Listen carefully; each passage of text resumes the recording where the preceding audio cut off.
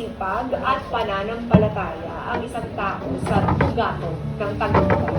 Mula sa pagiging Grand Star Dreamer ng Pinoy Queen Academy hanggang sa patuloy na pagbibigay inspirasyon sa pamamagitan ng kanyang musika, narito pa rin siya at patuloy na umaawit para sa kanyang mga nagahanga.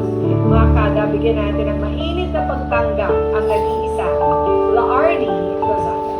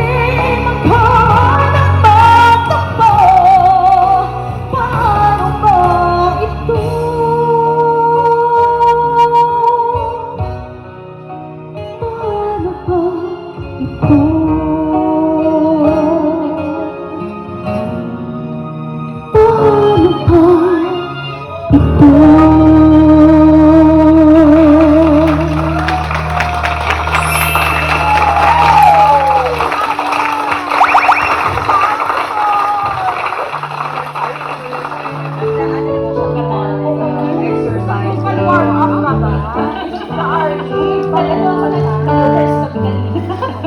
Akala ko, kinabahan ka pala na ganyan.